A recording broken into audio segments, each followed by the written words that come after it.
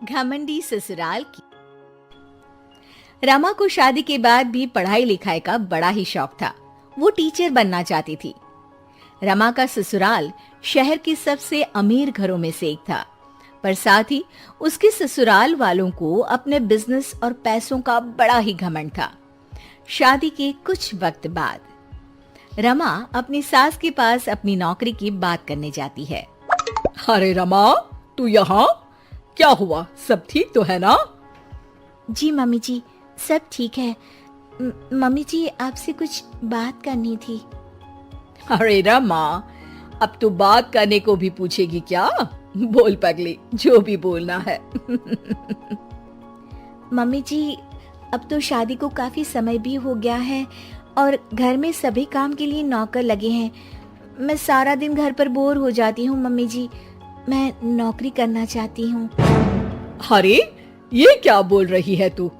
नौकरी? क्या कमी है तुझे रमा?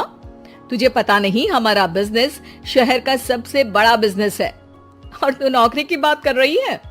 लोग क्या सोचेंगे कि इतना बड़ा बिजनेस, इतना पैसा होने का भी क्या मतलब, जब घर की बहू को भी नौकरी करके खुद का खर्चा उठाना पड़ रहा है। नहीं रमा, तू बिल्कुल नौकरी नहीं करेगी।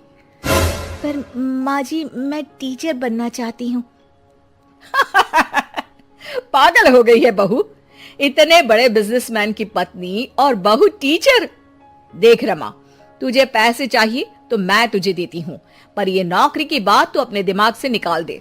और जो सारा दिन वो किताबें पढ़ के तू अपना दिमाग खराब कर रही है ना, उसे भी दूर फेंक दे। मम्मी जी, पर समझिए तो।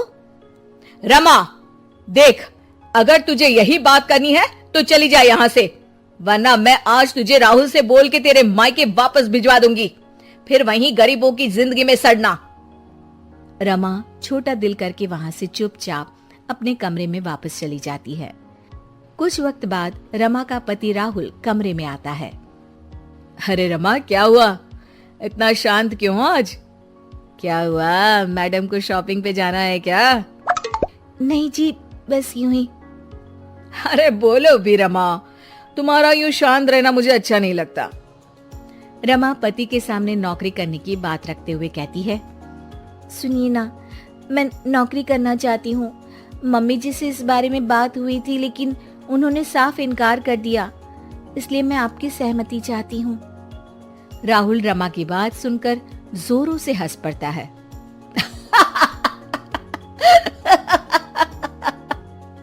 अरे रमा, तुम पागल तो नहीं हो गई हो? तुम्हें नौकरी करनी है। क्या कमी है तुम्हें? तुम्हें शॉपिंग पर जाना है तो मेरा क्रेडिट कार्ड लेकर जाओ। और वैसे भी तुम एक अमीर बिजनेसमैन की पत्नी हो, तुम भी ना रमा।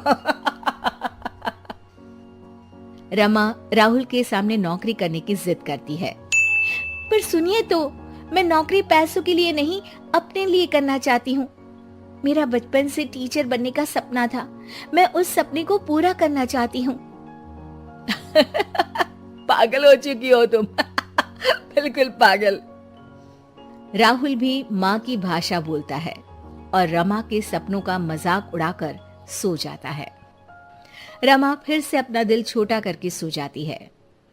अगले दिन सुबह रमा मम्मी जी से कहती है, मम्मी जी, मैं पास वाले बाजार तक जा रही हूँ।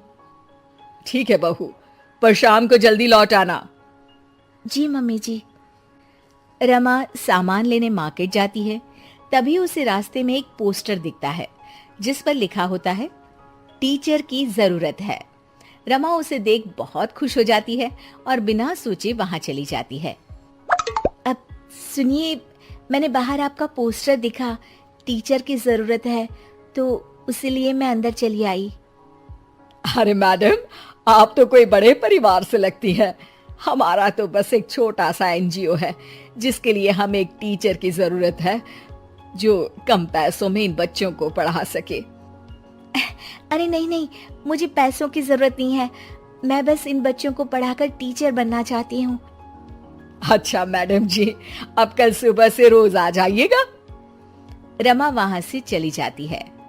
अगले दिन, मम्मी जी, मेरी सहेली नई किटी पार्टी खोल रही है, तो मुझे कुछ दिन रोज उसके यहाँ जाना है। क्या मैं जा सकती हूँ मम्मी जी? सासू माँ खुश हो जाती है। अरे वाह रमा, किटी पार्टी, मैं भी चलती हूँ तेरे साथ। सासू माँ के साथ चलने की बात सुन रमा डर जाती है। जी जी जी जी माँ जी, वहाँ कोई आपकी उम्र का नहीं होगा, आप वहाँ बोर हो जाएंगी। अच्छा ठीक है बहू, तू जा, पर शाम को वक्त से आ जाना। हाँ। रमा सासू माँ से झूठ बोल बच्चों को पढ़ाने निकल जाती है। वक्त बीतता चला जाता है और कई दिनों तक यही सिलसिला चलता रहता है। एक दिन अचानक, अरे ये रमा के कमरे में कॉपी और पेन, ये तो बच्चों की कॉपी लगती है। रमा, ओ रमा, तेरे कमरे में ये बच्चों की कॉपी और पेन कहां से आया? रमा डरती हुई वहां आती है। जी जी मम्मी जी, वो बुक ना शायद मेरी सहेली के बच्चों ने रख दी होगी, तभी आज बैग खोलते वक्त यहीं रह गई। सासू माँ रमा की बात सुन शक में आ जाती है। अगले दिन जब रमा घर से बच्चों को पढ़ाने निकलती है तो सासू माँ रमा का पीछा करती है।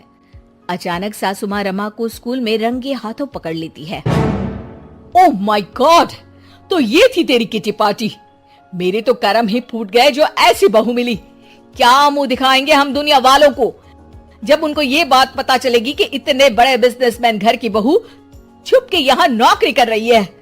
ओह गॉड, ये सब देखने से पहले मैं मर क्यों नहीं गई? तूने तो हमारा नाम ही डुबो दिया। चल घर, अभी बताती हूँ तुझे। सासू माँ गुस्से में रमा को घर ले ही जा रही होती है कि तभी वहाँ स्कूल का मैनेजर आ जाता है और रमा से कहता है, अब मैडम जी, आपका बहुत बहुत धन्यवाद।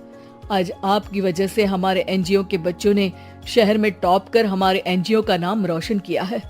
आपका शुक्रिया मैडम जी। इतने अमीर परिवार से होने के बावजूद भी आपने बिना पैसों के इन बच्चों को पढ़ाया। जब तक आप जैसे लोग इस दुनिया में हैं, कोई गरीब का बच्चा पढ़ाई में पीछे नहीं रहेगा। मैनेजर की बातें सुन सासू माँ का रमा के प्रति दिल पिघल जाता है और वो रमा से कहती है, बहू, तू कल से रोज इन बच्चों को पढ़ाने जा सकती है, पर साथ ही इन बच्चों के लिए नए कपड़े और किताबें भी ले जाना। इन बच्चों की पढ़ाई में कोई कमी नहीं होनी चाहिए। सासू माँ की बातें सुन रमा खुश हो जाती है और फिर से बच्चों को पढ़ाने में लग जाती है, पर अब छुपाकर नहीं, खुलेआम।